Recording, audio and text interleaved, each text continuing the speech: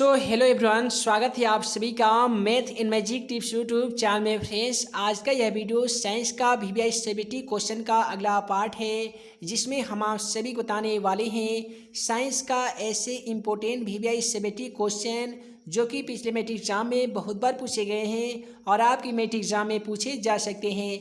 तो अगर आप भी सर मैट्रिक का एग्ज़ाम दे रहे हैं तो वीडियो को शुरू से अंत तक देखना बिल्कुल ना भूलिएगा। तो चलिए फ्रेंड्स, बिना समय गवाए पहला क्वेश्चन का सलूशन देख लेते हैं। है दोस्तों, आज का पहला क्वेश्चन केमिस्ट्री अर्थात रसायन विज्ञान से लिया गया है और सवाल में पूछा जा रहा है कि संयोजन अभिक्रिया या वियोजन अभिक्रिया से आप क्या समझते हैं। है दोस्तों, अगर यह सवाल आपके मैट्रिक एग्जाम में पूछे जाते हैं तो आसान भाषा में आंसर लिख आइएगा कि संयोजन या संश्लेषण अभिक्रिया वह अभिक्रिया है जिसमें दो या दो से अधिक तत्व या यौगिक परस्पर संजोग करके यानी लगातार संजोग करके एक नए पदार्थ का निर्माण करते हैं। नए पदार्थ के जो गुण होते हैं ना, वो मूल पदार्थ के गुण से बिल्कुल भिन्न होते हैं अर्थात अलग होते हैं। उसे ही संयोजन या संश्लेषण अभिक्रिया कहते हैं। फॉर एग्जाम्पल यहाँ पे लिख सकते हैं, उदाहरण के लिए C+O2, C को हम लोग कार्बन कहते हैं, O2 कहते हैं ऑक्सीजन गैस। तो जब कार्बन को ऑक्सीजन गैस के साथ अभिक्रिया कराते हैं तो ये बनाता है CO2 यानी कार्बन डाइऑक्साइड। उसके बाद में हम लोग जानेंगे कि वियोजन या अपघटन अभिक्रिया किसे कहते हैं। तो आसान भाषा में जान लीजिए कि वियोजन या अपघटन अभिक्रिया वह अभिक्रिया है जिसमें किसी यौगिक के बड़े अणु के टूटने से दो या दो से अधिक सरल यौगिक बनते हैं। वियोजन अभिक्रिया में क्या होता है कि एक बड़ा सा यौगिक होता है, उसके अणु छोटे छोटे अणुओं में टूट जाते हैं, जिसके फलस्वरूप दो या दो से अधिक सरल यौगिक बन जाते हैं, जिसके गुण जो होते हैं वो मूल यौगिक के गुण से बिल्कुल भिन्न होते हैं, बिल्कुल अलग होते हैं। यहाँ पे आप सभी देख सकते हैं, लिख सकते हैं कि उदाहरण के लिए CaCO3, जैसा कि आप सभी को मालूम होगा कि CaCO3 खड़िया के साथ साथ संगमरमर का भी अनुसूत होता है कैल्शियम कार्बोनेट। तो जब कैल्शियम कार्बोनेट को वियोजन अभिक्रिया के साथ अपघटन इसका होता है तो ये अपघटित होता है CaO में अर्थात कैल्शियम ऑक्साइड और प्लस होता है CO2 यानी कार्बन डाइऑक्साइड। उसके बाद में अगला सवाल है हमारा कि विस्थापन या द्विविस्थापन अभिक्रिया किसे कहते हैं। आसान भाषा में जान लेते हैं सबसे पहले विस्थापन अभिक्रिया के बारे में। तो जब भी कोई तत्व दूसरे तत्व को अपने यौगिक से विस्थापित कर देता है तो उसे विस्थापन अभिक्रिया कहते हैं। आसान भाषा में जान लीजिए कि कोई भी तत्व या कोई भी यौगिक दूसरे तत्व या यौगिक को हटाकर उसका स्थान ग्रहण कर लेता है, उस पर विस्थापित हो जाता है, उससे ही विस्थापन या प्रतिस्थापन अभिक्रिया कहते हैं। एग्जाम्पल के तौर पे यहाँ पे आप सभी देख सकते हैं, जैसे में लिखेंगे कि Zn प्लस CuSO4। तो यहाँ पे Zn अर्थात जिंक, यहाँ पे है कॉपर सल्फेट। तो जब भी जिंक को कॉपर सल्फेट के साथ अभिक्रिया कराते हैं तो जिंक क्या करता है, कॉपर को यहाँ से हटाकर भेज देता है और कॉपर का स्थान क्या करता है, ग्रहण कर लेता है। यानी Zn प्लस CuSO4 बराबर क्या बनता है, तो ZnSO4 प्लस Cu होता है। यहाँ पे था पहले जिंक, यहाँ पे था कॉपर सल्फेट और यहाँ पे हो गया है जिंक सल्फेट और बगल में बच गया है कॉपर। उसके बाद में हम लोग जान लेते हैं द्विविस्थापन अभिक्रिया कहते किसे हैं। तो आसान भाषा में जान लीजिए कि द्विविस्थापन अभिक्रिया में दो या दो से अधिक तत्व या यौगिक अपने आयनों एवं परमाणुओं को आदान प्रदान करके दो नए यौगिक का निर्माण करते हैं। यानी द्विविस्थापन अभिक्रिया में क्या होता है कि दो या दो से अधिक तत्व या यौगिक जो होते हैं वो आपस में परमाणु की संख्या जो होती है, परमाणु या आयन का आदान प्रदान कर लेते हैं और इस प्रकार से नए यौगिक का निर्माण कर देते हैं। वैसे अभिक्रियाओं को हम लोग द्विविस्थापन अभिक्रिया के नाम से जानते हैं। फॉर एग्जाम्पल यहाँ पे आप जान लीजिए, दिया गया है कि BaCl2 यानी बेरियम क्लोराइड और यहाँ पे दिया गया Na2CO4 यानी सोडियम बाइसल्फेट दिया गया है। तो इसको जब हम करते हैं तो BaSO4 बनाता है प्लस 2 NaCl बनाता है यानी सोडियम क्लोराइड बनाता है। उसके बाद में आज का अगला सवाल है कि पीतल एवं तांबे के बर्तन में दही एवं खट्टे पदार्थ क्यों नहीं रखना चाहिए। आखिर क्या कारण है कि पीतल एवं तांबे के बर्तन में दही एवं खट्टा पदार्थ नहीं रखना चाहिए।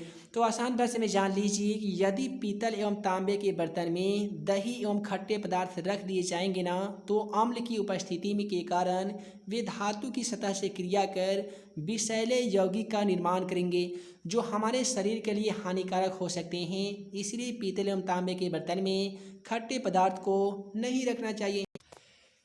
है दोस्तों, आसान भाषा में जान लीजिए कि पीतल एवं तांबे के जो बर्तन होते हैं वो संक्षारित होते हैं, जिसमें जंग लगने की संभावनाएं ज़्यादा रहती है। और दूसरी ओर दही के साथ साथ अन्य खट्टे पदार्थों में अम्ल पाया जाता है। और आप सभी स्टूडेंट को मालूम होगा कि पीतल एवं तांबे के बर्तन के साथ अगर अम्ल को अभिक्रिया कराया जाएगा ना, तो विषैले यौगिक का निर्माण कर देंगे, जो हमारे शरीर के लिए काफ़ी ही हानिकारक सिद्ध हो सकते हैं। यही कारण है कि पीतल एवं तांबे के बर्तन में दही एवं अन्य खट्टे पदार्थ रखना मना किया जाता है।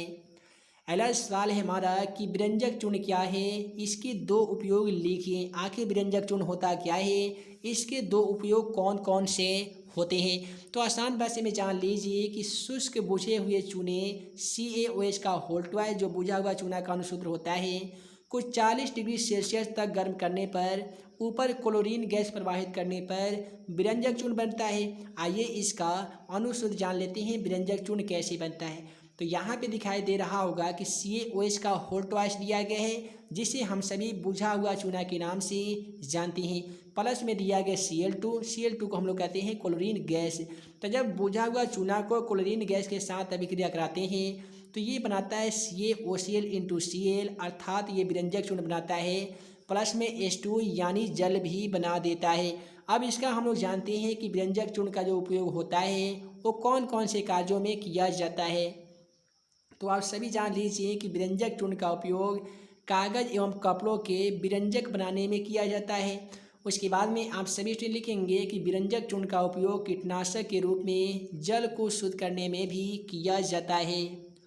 उसके बाद में अगला सवाल मैट्रिक के एग्जाम दृष्टिकोण से काफ़ी इंपॉर्टेंट है। सवाल में पूछा जा रहा है कि प्लास्टर ऑफ पेरिस कैसे बनाया जाता है, इसके दो उपयोग लिखें। तो आसान भाषा में लिखिएगा कि जिप्सम को 120 डिग्री सेल्सियस पर गर्म करने के फलस्वरूप प्लास्टर ऑफ पेरिस का निर्माण होता है। अब उसके बाद में आप सभी को रासायनिक समीकरण भी दर्शा देना होगा। तो यहाँ पे देख पा रहे होंगे कि CaSO4 × 2H2O दिखाई दे रहा होगा, जो कि जिप्सम का अनुसूत्र होता है। जब इसको 120 डिग्री सेल्सियस पर गर्म करते हैं तो ये बनाता है CaSO4 का होल्टवाइज × H2O बनाता है, यानी प्लास्टर ऑफ पेरिस बनाता है। आइए हम लोग जान लेते हैं प्लास्टर ऑफ पेरिस का दो प्रमुख उपयोग होते कौन कौन से हैं। तो आसान भाषा में लिखिएगा कि प्लास्टर ऑफ पेरिस का उपयोग मूर्ति बनाने में किया जाता है। देखिए, मूर्ति का पूरा शरीर नहीं बल्कि मूर्ति के सांचे बनाने में किया जाता है।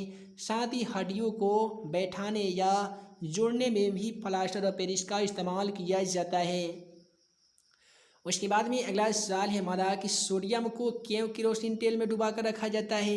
इसी सवाल को इस प्रकार से मैट्रिक एग्जाम में पूछ लिया जाता है कि क्या कारण है कि सोडियम और पोटेशियम को केरोसिन तेल में डुबा कर रखते हैं, या क्या कारण है कि श्वेत फास्फोरस को पानी में डुबा कर रखते हैं। दोनों क्वेश्चनों का आंसर इसी क्वेश्चन के माध्यम से आप सभी स्टूडेंट को मालूम हो जाएगा कि क्या कारण है कि सोडियम को केरोसिन तेल में डुबा कर रखते हैं। तो आसान भाषा में जान लीजिए कि सोडियम सक्रिय धातु है, वो निष्क्रिय नहीं बल्कि सोडियम सक्रिय धातु होता है, जो वायु के उपस्थिति में ऑक्सीजन से क्रिया करके सोडियम वायु में खुला छोड़ देने पर वह आग पकड़ लेती है, और ना ये तो केरोसिन तेल में घुलता है और ना ही उसे कोई क्रिया करता है। यही कारण है कि इसे मिट्टी तेल अर्थात केरोसिन तेल में डुबा कर रखते हैं। है दोस्तों, आप आसान भाषा में लिखिएगा कि सोडियम सक्रिय धातु है। बहुत सारे स्टूडेंट को लगता है कि सोडियम निष्क्रिय धातु है, तो ऐसा करना बिल्कुल गलत है। सोडियम जो है ना वो सक्रिय धातु है, जो वायु में उपस्थित ऑक्सीजन से क्रिया करके वो जलने लगता है। देखिए, सोडियम का जो ज्वलन ताप होता है वो काफ़ी निम्न होता है। वायु में खुला छोड़ देने पर इसमें आग पकड़ लेती है, और ये ना ही केरोसिन तेल में घुलता है और ना ही उसके साथ कोई अभिक्रिया करता है। यही कारण है कि सोडियम को केरोसिन तेल में डुबा कर रखा जाता है, ताकि सोडियम को सुरक्षित रखा जा सके।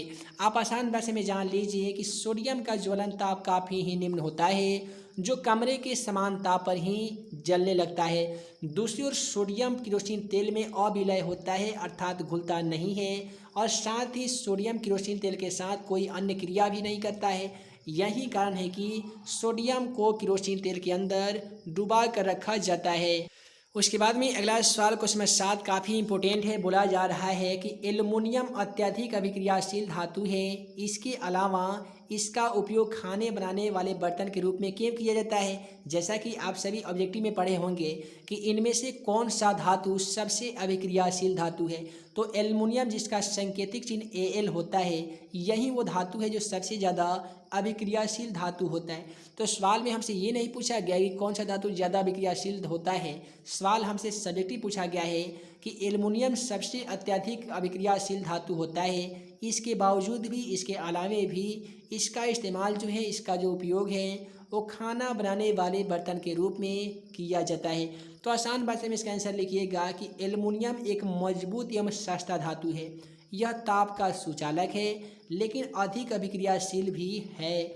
आर्द्र आयु के संपर्क में आकर ये Al2O3 एल्युमिनियम ऑक्साइड का निर्माण करता है।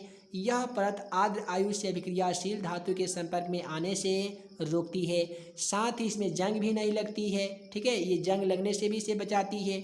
यही कारण है कि एल्युमिनियम का जो प्रयोग है वो खाना बनाने वाले बर्तन के रूप में किया जाता है। उसके बाद में अगला सवाल है, सोना, प्लेटिनियम, चांदी का उपयोग आभूषण बनाने में क्यों किया जाता है। कोई भी पूछ सकता है आपसे कि आखिर इसका क्या कारण होता है कि प्लेटिनियम, सोना और चांदी का जो इस्तेमाल करते हैं वो आभूषण अर्थात गहना बनाने में करते हैं। तो आसान भाषा में उसे बता दीजिएगा कि देखिए भाई साहब, प्लेटिनियम, सोना एवं चांदी का जो गहना बनाने में प्रयोग करते हैं उसका प्रयोग हम लोग इसलिए करते हैं क्योंकि यह धातु मुक्त अवस्था में पाई जाती है। ये जो धातु है ये स्वतंत्र अवस्था में पाई जाती है, मुक्त अवस्था में पाई जाती है तथा इनकी जो चमक होती है ना वो बहुत ही ज़्यादा चमकीली होती है। इनकी चमक जो है वो सदा के लिए, हमेशा के लिए बनी रहती है।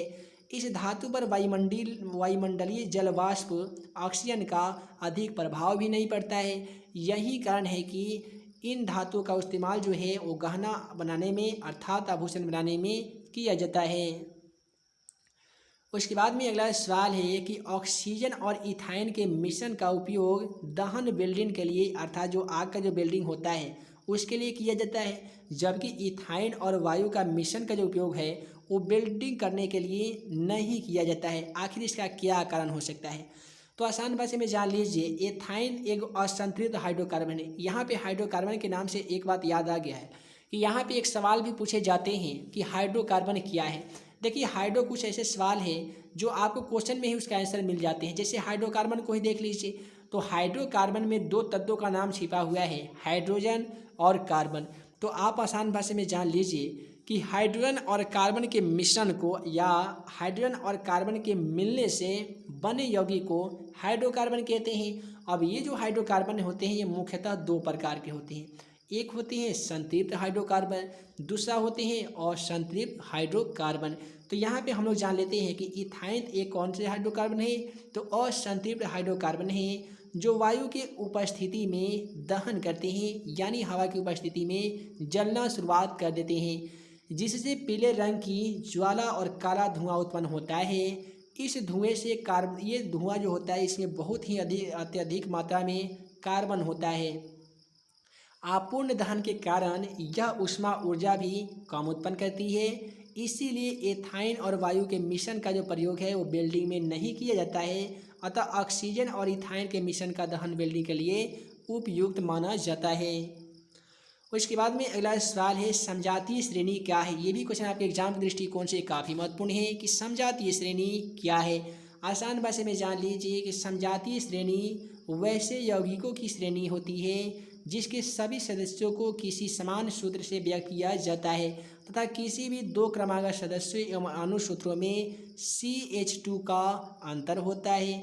इन श्रेणी के सभी यौगिकों में एक ही अभिक्रियाशील समूह रहते हैं। उसी ही के रासायनिक जो गुण होते हैं उनमें भी समानता पाई जाती है।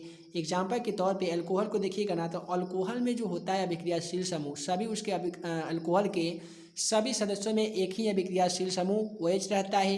अम्ल के एक ही अभिक्रियाशील समूह रहता है, COOH रहता है। एल्डिहाइड का एकल बंधन CH होता है। कीटोन का एकल बंधन CO होता है। ठीक है, तो ये सभी अभिक्रियाशील समूह हो गया। अब यहाँ पे फॉर एग्जाम्पल में हम लोग जानते हैं तो दिया गया CH4, ये एक समजातीय श्रेणी के प्रमुख उदाहरणों में से एक है। उसके बाद में C2H6 को देख लीजिए। अगर इन सभी यौगिकों, इन सभी हाइड्रोकार्बन, इन सभी समजातीय श्रेणी के सदस्यों को देख पाएंगे ना आप, तो सभी में आपको CH2 का ही अंतर दिखाई देगा। देख लीजिए, यहाँ पे C2 है, यहाँ पे 4 है, 2 और 4 का अंतर है। और ये CH4 को देख लीजिए, इसमें 2 और 4 का अंतर दिखाई दे रहा होगा। उसके बाद में अगला सवाल है कि साबुन और अपमार्जक में अंतर स्पष्ट कीजिए। यानी साबुन और अपमार्जक जो होते हैं उनमें कौन कौन से खास अंतर होते हैं, यही आप सभी को इस क्वेश्चन के माध्यम से बताना होगा। तो आसान भाषा में लिखिएगा कि साबुन और अपमार्जक में प्रमुख अंतर निम्नलिखित है। उसके बाद में कौन कौन से निम्नलिखित है, रोमन नंबर 1 में लिख के बता दीजिएगा कि साबुन प्रायः बायोडिग्रेडेबल होते हैं, जबकि अपमार्जक कुछ बायोडिग्रेडेबल होते हैं तथा कुछ बायोडिग्रेडेबल नहीं होते हैं। उसके बाद में आप सभी रोमन नंबर 2 से लिख सकते हैं कि साबुन मृदु जल में सफाई के लिए उपयोग नहीं किया जा सकता है, जबकि अपमार्जक मृदु जल तथा कठोर जल दोनों में साफ सफाई करने के लिए उपयोग किया जा सकता है। उसके बाद में आप सभी रोमन नंबर 3 में लिखिएगा कि साबुन में निर्बल शोधन क्रिया होती है, जबकि अपमार्जक में प्रबल शोधन क्रिया होती है। अगला सवाल है हाइड्रोजनीकरण क्या है, इसके उपयोग बताइए। आखिर भाई साहब ये जो हाइड्रोजनीकरण होता है इसे समझ ही लीजिए कि ये होता क्या है। तो आसान भाषा में लिखिएगा कि वनस्पति तेलों को NI, जिसे हम लोग निकेल कहते हैं या नियान भी कहते हैं, तो वनस्पति तेलों को NI अर्थात निकल उत्प्रेरक की उपस्थिति में हाइड्रोजन से अभिक्रिया कराने पर डाल्डा प्राप्त होता है, जिसे वनस्पति घी भी कहते हैं। इसी क्रिया को हाइड्रोजनीकरण कहते हैं। बृहद पैमाने पर डाल्डा निर्माण हेतु उद्योग में हाइड्रोजनीकरण प्रक्रिया का उपयोग किया जाता है।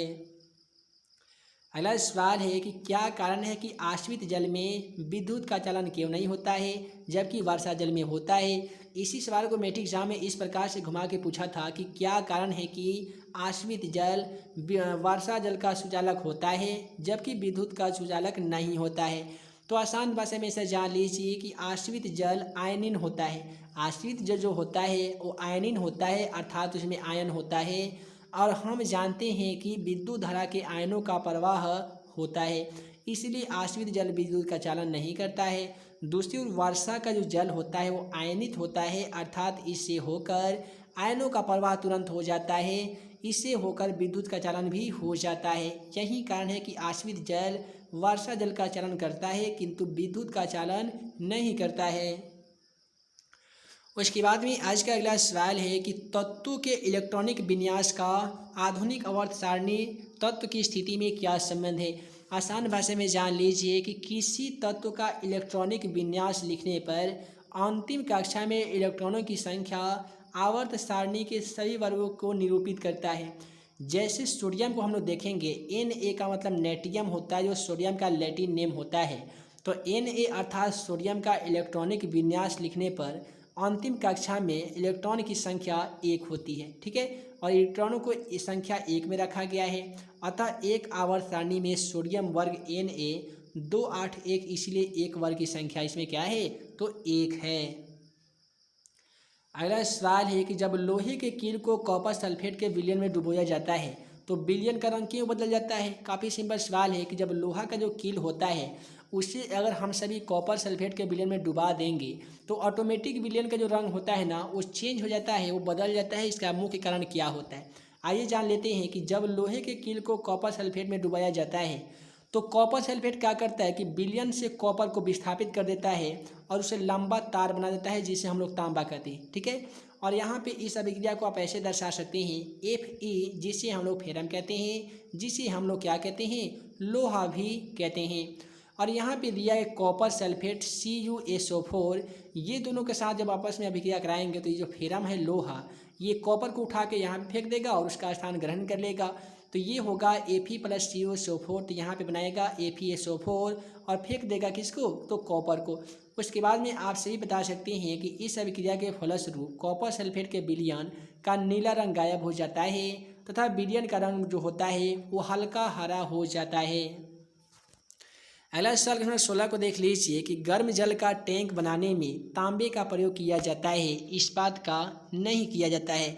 आखिर क्या कारण है कि जितने भी गर्म जल का टैंक बनाए जाते हैं उन सभी टैंकों में तांबे का प्रयोग किया जाता है और इस्पात का नहीं किया जाता है। तो आप किसी को बता सकते हैं कि देखिए भाई साहब, गर्म जल का टैंक बनाने में तांबे का प्रयोग किया जाता है, इस्पात का नहीं किया जाता है।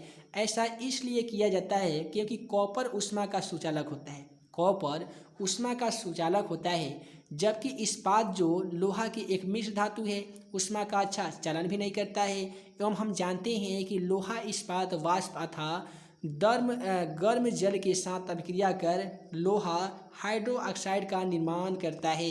उसके बाद में आप उसे ये रासायनिक समीकरण भी बता सकते हैं। Fe को हम लोग फेरम अर्थात लोहा बोलेंगे, यहाँ पे H2O अर्थात जल है, तो ये बनाएगा फेरस हाइड्रोक्साइड, यहाँ पे हाइड्रोजन गैस को विस्थापित करेगा, हाइड्रोजन गैस निकालेगा।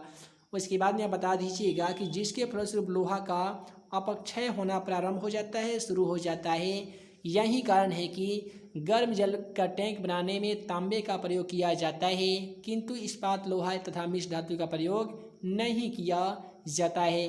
तो ये दोस्तों आज की इस वीडियो में हम आप सभी को बता दिए हैं केमिस्ट्री का ऐसे इम्पोर्टेंट VVI/70 क्वेश्चन जो कि पिछले मैट्रिक एग्जाम में बहुत बार पूछे गए थे और आपके मैट्रिक एग्जाम के लिए काफ़ी इम्पोर्टेंट है। ऐसे ही सभी बोर्ड परीक्षा के लिए अगर आप PDF नोट्स तथा प्रीवियस ईयर का क्वेश्चन पेपर डाउनलोड करना चाहते हैं वो भी बिल्कुल फ्री में, और लेटेस्ट अपडेट के लिए भी हमारे YouTube channel math in magic tips को सब्सक्राइब कर लीजिए। सब्सक्राइब करना बिल्कुल ना भूलिएगा ताकि आपको प्रत्येक दिन का जो वीडियो लेक्चर है वो आप सभी को समय समय से मिल सके। जैसा आप सभी स्टूडेंट को मालूम होगा आपका जो एग्ज़ाम है वो काफ़ी करीब हो गया है, तो ऐसे में आप सभी को रिवीजन वाला जो मेरा वीडियो आ रहा है उसको ज़रूर देखना चाहिए। हम प्रत्येक साल मैट्रिक एग्ज़ाम के लिए 5 सेट बनाते हैं रिवीजन वीडियो का, और वह रिवीजन पार्ट में ऐसे चुनिंदा प्रश्न को लिए जाते हैं जो पिछले मैट्रिक एग्जाम में बहुत बार पूछे जा रहे हैं और आगामी एग्जाम में 100% उस वीडियो से क्वेश्चन पूछे जाते हैं। तो ऐसे ही नए नए वीडियो पाने के लिए channel math in magic tips को सब्सक्राइब करने के साथ साथ प्ले स्टोर से math in magic tips application को इंस्टॉल कर लीजिए। उस एप्लीकेशन में भी बहुत सारे PDF मिल जाएंगे, आपको बहुत सारे क्विज मिल जाएंगे, बहुत सारे ऑनलाइन टेस्ट देने के लिए वहाँ पे प्रैक्टिस सेट भी बना दिए गए हैं। साथ ही बहुत सारे PDF भी फ्री में डाउनलोड कर सकते हैं जिसका लिंक इस वीडियो के डिस्क्रिप्शन बॉक्स में दे दिया गया है। साथ ही questionforexam.com वेबसाइट पर विजिट करना बिल्कुल ना भूलिएगा। दोस्तों क्वेश्चन फॉर आप गूगल में भी सर्च कर सकते हैं मैथ इन मैजिक टिप्स, तो वहाँ पे आपको वेबसाइट देखने को मिलेगा जिसका नाम होगा questionforexam.com, या आप गूगल में भी सर्च कर सकते हैं questionforexam.com, और उस वेबसाइट पे जाके ढेरों सारे क्विज खेल सकते हैं और स्टडी मटेरियल प्राप्त कर सकते हैं। उसका भी इस लिंक वीडियो के डिस्क्रिप्शन बॉक्स में दे दिया गया है। साथ ही टेलीग्राम को ज्वाइन हो जाइए, टेलीग्राम पे भी प्रत्येक दिन का PDF के साथ साथ इंपॉर्टेंट क्वेश्चन का नोट्स भी प्रदान कर दिया जाता है। तो ये दोस्तों मैं मुख्य अंसारी जल्द मिलूंगा अगले वीडियो में नए VVI क्वेश्चन के साथ। तब तक के लिए वीडियो देखने के लिए बहुत बहुत धन्यवाद।